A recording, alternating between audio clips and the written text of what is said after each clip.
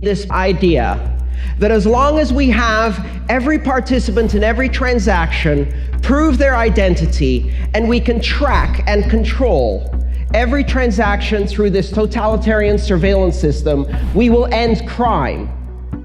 And in order to believe in that false idea of safety through totalitarian control, we condemn billions of people to poverty.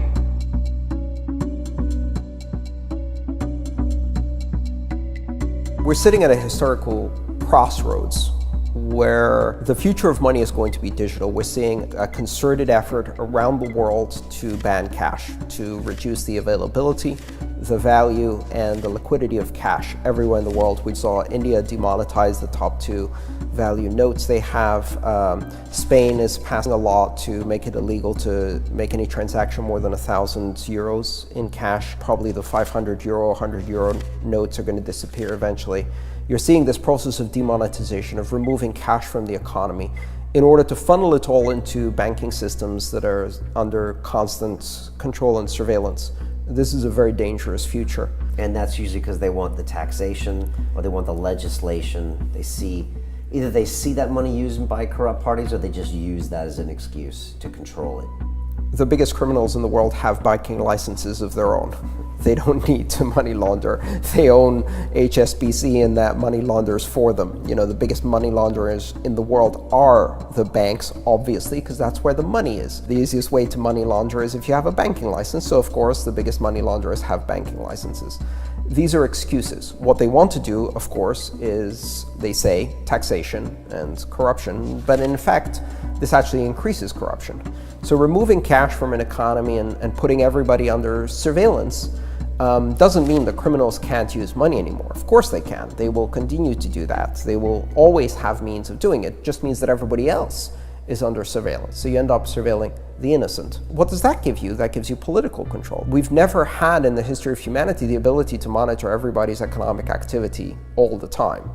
And to give that power to governments without question is extremely dangerous. It won't reduce crime, but it will turn governments into criminals.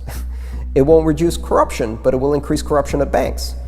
And it will put people at the mercy of a system in which, at a flick of a binary switch, you can become a non-person. Went to the wrong website, attended the wrong protests, associated with the wrong political party, expressed support for the wrong idea, off. You no longer exist. You can't buy food, you can't buy anything, you can't earn anything, and all of your money disappeared. Because we don't give you a bank account, and since you can't use cash for anything, then you basically are a non-citizen. You are a non-person. And what this will end up doing is it will end up putting the burden, again, on the most powerless in our society, right? The poor, those who don't have ID, undocumented immigrants, victims of human trafficking, refugees. These people are going to be suffering the burden to create this bourgeois illusion of safety and give massive powers to governments that certainly haven't earned the trust to have these kinds of powers. Criminals will have privacy. The question is whether the rest of us will.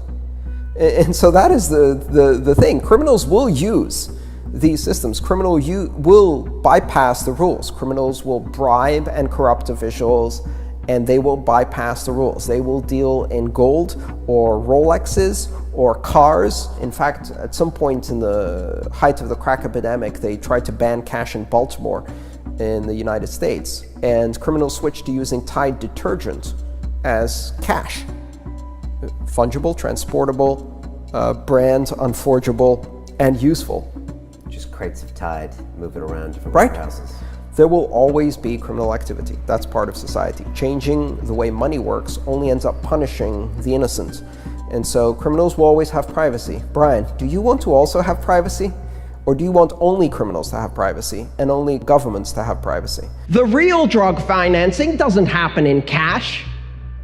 It happens in millions of barrels of oil and billions of pallets of dollars transmitted through wire transfers by the banks who get caught again and again and again and again. And they pay a fine that is a fraction, not only of the criminal behavior that they profited from, but of the tens of thousands of deaths they've directly contributed to.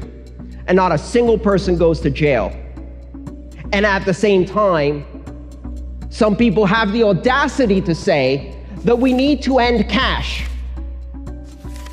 in order to stop crime. We have to understand, surveillance never stopped crime. Surveillance is the license given to the people who are on the top of that to control our lives. They will commit crimes. They will commit the worst of crimes, what I call mega crimes. Mega is the prefix we use for millions. A mega crime is one where, for example, you foreclose on 1 million homeowners and don't go to jail. That's a mega crime. We're doing surveillance and analytics to catch a petty drug dealer who's selling pot for Bitcoin.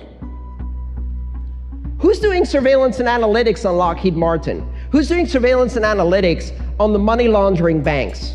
Nobody. Do you know why? None of them ever go to jail.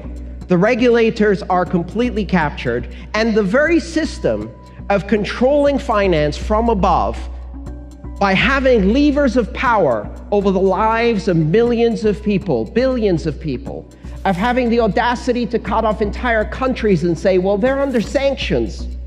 They're not privileged enough, they're not people enough to gain financial services. Guess who that attracts? If you build levers of power like that, the very worst sociopaths in our society are attracted like flies to shit to grab hold of those levers of power and destroy all of your freedoms as quickly as they can.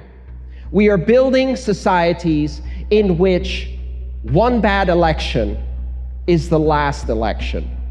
And if you don't believe me, look at what's happened in Turkey, what's happened in Russia, what's happened in Venezuela, what happens every day to billions of people around the world. Let me end on a positive note, because you're probably a bit freaked out by all of this. You should be. This is serious stuff. Open, borderless, public, transparent, neutral, censorship-resistant, strictly private cryptocurrencies exist. They will not be regulated. They cannot be regulated, not by committees, because they're regulated by mathematics. They're regulated by algorithms. They provide certainty of transaction. They provide programmable customer protection. They provide reputation management. They provide access without identity. They give billions of people, eventually, not just a bank account in their pocket, but a bank in their pocket. They democratize the function of banking and turn it into an app that everyone can access without vetting, because they've already pre-vetted.